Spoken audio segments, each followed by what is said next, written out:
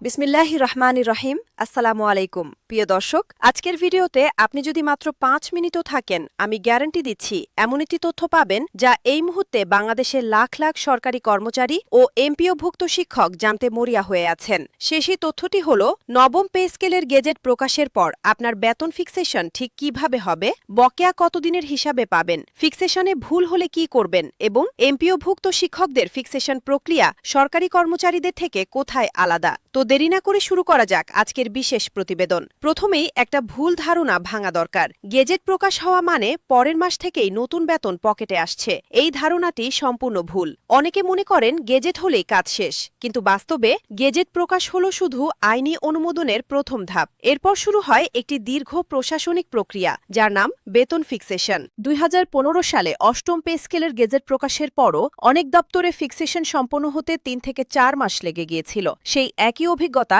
এবারও হতে পারে। তাই গেজেট প্রকাশ হলেই উত্তেজিত হয়ে হিসাব কষে ফেলবেন না, বরং ফিক্সেশন প্রক্রিয়াটা আগে ভালো করে বুঝুন। তাহলে ফিক্সেশন আসলে কি জিনিস? সহজ ভাষায় বলতে গেলে, আপনি এখন যে গ্রেডে আছেন, যে ধাপে বেতন পাচ্ছেন, সেই অবস্থান থেকে নতুন পে স্কেলে আপনার বেতন ঠিক কোথায় বসবে সেটা নির্ধারণ করার নামই হল ফিক্সেশন। এটি একটি গাণিতিক প্রক্রিয়া এবং প্রতিটি কর্মচারীর জন্য আলাদাভাবে করতে হয়, কারণ একই গ্রেডে ২ জন কর্মচারী থাকলেও তাদের চাকরির বছর আলাদা, ইনক্রিমেন্টের সংখ্যা আলাদা, ফলে নতুন স্কেলে তাদের বেতনও আলাদা হবে। এজন্যই ফিক্সেশন একটি সময় সাপেক্ষ কাজ। এখন আসি ফিক্সেশনের পদ্ধতিতে। বাংলাদেশে সাধারণত ২টি পদ্ধতিতে বেতন ফিক্সেশন করা হয়। প্রথম পদ্ধতি ইনক্রিমেন্ট ফ্যাক্টর পদ্ধতি। এই পদ্ধতিতে আপনার পুরনো মূল বেতনকে একটি নির্দিষ্ট সংখ্যা দিয়ে গুণ করা হয় এবং তারপর নতুন স্কেলে সবচেয়ে কাছের ধাপে বসানো হয়। ২০১৫ সালে এই ফ্যাক্টর ছিল ১.৩৫, অর্থাৎ পুরনো বেতনকে ১.৩৫ দিয়ে গুণ করে যে সংখ্যা পাওয়া যেত, নতুন স্কেলে সেই সংখ্যার সবচেয়ে কাছের ধাপে কর্মচারীকে বসানো হতো। এবার বেতন বৃদ্ধির হার যেহেতু অনেক বেশি, সেহেতু এই ফ্যাক্টর ১.৫ থেকে ২.০ পর্যন্ত হতে পারে বলে বিশেষজ্ঞরা ধারণা করছেন। তবে চূড়ান্ত ফ্যাক্টর অর্থ মন্ত্রণালয়ের পরিপত্রেই জানা যাবে। দ্বিতীয় পদ্ধতি সরাসরি গ্রেড ম্যাপিং পদ্ধতি। এই পদ্ধতিতে আপনার বর্তমান গ্রেড অনুযায়ী সরাসরি নতুন গ্রেডে স্থান দেওয়া হয় এবং চাকরির বছর হিসাবে ধাপ নির্ধারণ করা হয়। এই পদ্ধতিতে চাকরির অভিজ্ঞতা সরাসরি প্রতিফলিত হয়। কোন পদ্ধতিতে এবার ফিক্সেশন হবে সেটা গেজেটের সাথে প্রকাশিত অর্থ মন্ত্রণালয়ের বিস্তারিত পরিপত্রে স্পষ্ট করা থাকবে। অনেক সময় দুটি পদ্ধতির মধ্যে যেটিতে বেশি বেতন পাওয়া যায় সেটিই বেছে নেওয়ার সুযোগ দেওয়া হয়। এখন একটি বাস্তব উদাহরণ দিয়ে বুঝিয়ে বলি। ধরুন আপনি ১০ম গ্রেডে আছেন। বর্তমানে আপনার মূল বেতন ১৬,৫০০ টাকা। আপনার চাকরির বয়স ৫ বছর, মানে আপনি ৫টি বার্ষিক ইনক্রিমেন্ট পেয়েছেন। এখন ইনক্রিমেন্ট ফ্যাক্টর যদি ১.৫ ধরা হয়, তাহলে ১৬,৫০০ গুণ ১.৫ সমান ২৪,৭৫০ টাকা।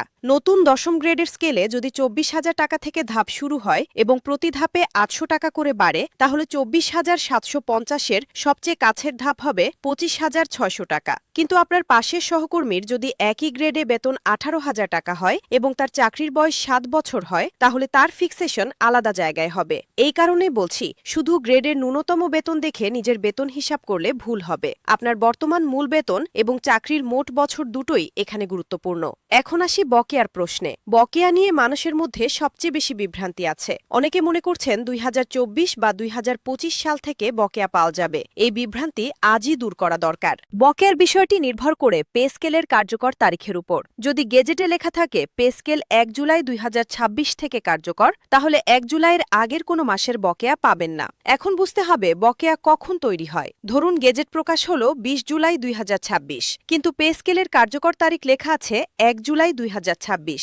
তাহলে ১ থেকে ২০ জুলাই পর্যন্ত আপনি যে পুরনো বেতন পেয়েছেন আর নতুন বেতনে যা পাওয়ার কথা ছিল, সেই পার্থক্যটাই আপনার বকেয়া। আরেকটি পরিস্থিতি, ধরুন গেজেট হলো জুলাইতে, কিন্তু আপনার দপ্তরে ফিক্সেশন শেষ হলো সেপ্টেম্বরে। তাহলে জুলাই থেকে সেপ্টেম্বর পর্যন্ত ৩ মাসের পার্থক্যের টাকা একসাথে সেপ্টেম্বরের বেতনের সাথে পাবেন। এটাকে অনেকে বকেয়া বলেন, তবে প্রযুক্তিগতভাবে এটা ফিক্সেশন বিলম্বের কারণে পাওয়া পার্থক্যের টাকা। তৃতীয় একটি পরিস্থিতি আছে, যদি সরকার বলে পে স্কেল ধাপে ধাপে বাস্তবায়ন হবে এবং প্রথম ধাপে ৬০% বৃদ্ধি দেওয়া হবে, তাহলে বাকি ৪০% পরবর্তী ধাপে যোগ হবে। সেই ক্ষেত্রে দ্বিতীয় ধাপের আগ পর্যন্ত কোনো বকেয়া থাকবে না। এখন ফিক্সেশনে ভুল হলে কি করবেন সেটা বলি। প্রতিটি পে স্কেল বাস্তবায়নের সময় কিছু না কিছু ভুলভ্রান্তি হয়। 2015 সালে হাজার হাজার কর্মচারীর ফিক্সেশনে ভুল হয়েছিল। কাউকে ভুল গ্রেডে বসানো হয়েছে, কারো বার্ষিক ইনক্রিমেন্ট সঠিকভাবে ধরা হয়নি, কারো পুরনো বেতন ভুল ধরা হয়েছে। তাই গ্যাজেট প্রকাশের পর আপনাকে যে কাজটি সবার আগে করতে হবে সেটা হলো আপনার ফিক্সেশন স্টেটমেন্ট বা বেতন নির্ধারণী পত্রটি সংগ্রহ করুন। অফিস থেকে চাইলে দিতে বাধ্য, এটা আপনার অধিকার। দ্বিতীয় কাজ হলো অর্থ মন্ত্রণালয়ের পরিপত্রে দেওয়া সূত্র ও নিয়ম অনুযায়ী নিজে হিসাব মিলিয়ে দেখুন। যদি আমাদের চ্যানেলে থাকেন তাহলে গ্যাজেট প্রকাশের পর আমরা গ্রেড অনুযায়ী হিসাবের একটি বিস্তারিত ভিডিও প্রকাশ করব। তৃতীয় কাজ হল কোনো ভুল পেলে নির্ধারিত সময়ের মধ্যে আপনার নিয়ন্ত্রণকারী কর্তৃপক্ষের কাছে লিখিতভাবে আপত্তি জানান। সাধারণত ফিক্সেশনের পর 30 দিনের মধ্যে আপত্তি দেওয়ার সুযোগ থাকে। এই সময়সীমা পার হয়ে গেলে সংশোধন পেতে অনেক বেশি ঝামেলা পোহাতে হয়। এমপিওভুক্ত শিক্ষকদের ফিক্সেশন প্রক্রিয়া কিভাবে হয়? বাংলাদেশে 26,000-এর বেশি বেসরকারি এমপিওভুক্ত শিক্ষা প্রতিষ্ঠান রয়েছে এবং সেখানে কর্মরত শিক্ষক ও কর্মচারীর সংখ্যা প্রায় 5 লাখের কাছাকাছি। এই বিশাল জনগোষ্ঠীর ফিক্সেশন প্রক্রিয়া সরকারি কর্মচারীদের তুলনায় বেশ আলাদা। সরকারি কর্মচারীদের ক্ষেত্রে সংশ্লিষ্ট দপ্তরের হিসাবরক্ষণ শাখা সরাসরি ফিক্সেশন করে, কিন্তু এমপিও শিক্ষকদের ক্ষেত্রে প্রক্রিয়াটি এভাবে হয়। প্রথমে শিক্ষা মন্ত্রণালয় এবং মাধ্যমিক ও উচ্চশিক্ষা অধিদপ্তর থেকে আলাদা নির্দেশনা জারি হয়। তারপর প্রতিটি শিক্ষা প্রতিষ্ঠানের প্রধান তার প্রতিষ্ঠানের সব শিক্ষক কর্মচারীর ফিক্সেশন পেপার তৈরি করেন। সেই পেপার যাচাইয়ের জন্য উপজেলা বা জেলা শিক্ষা অফিসে পাঠানো হয়। সেখান থেকে যাচাইয়ের পর অধিদপ্তরে অনুমোদনের জন্য পাঠানো হয়। অধিদপ্তরের অনুমোদনের পর নতুন বেতন কার্যকর হয়। এই পুরো প্রক্রিয়ায় সরকারি কর্মচারীদের তুলনায় কমপক্ষে 2 থেকে 4 মাস বেশি সময় লাগে। 2015 সালে এমপিও শিক্ষকরা সরকারি কর্মচারীদের তুলনায় গড়ে 3 থেকে 5 মাস পরে নতুন বেতন পেয়েছিলেন। এবারও একই রকম দেরি হতে পারে। তবে মনে রাখবেন, দেরিতে পেলেও যে তারিখ থেকে পে স্কেল কার্যকর ধরা হবে সেই তারিখ থেকে পার্থক্যের পুরো টাকা একসাথেই পাবেন।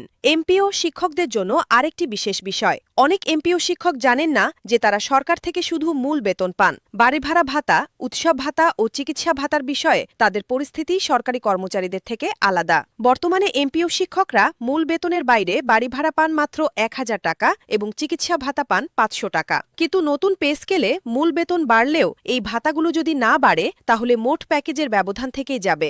শিক্ষক সংগঠনগুলো দীর্ঘদিন ধরে দাবি করছে মূল বেতনের পাশাপাশি বাড়ি ভাড়া ও চিকিৎসা ভাতা সরকারি হারে করতে হবে এবং পূর্ণাঙ্গ উৎসব বোনাস নিশ্চিত করতে হবে। এই দাবিগুলো নবম পে স্কেলে পূরণ হবে কিনা সেটা গেজেট প্রকাশের পরেই স্পষ্ট হবে।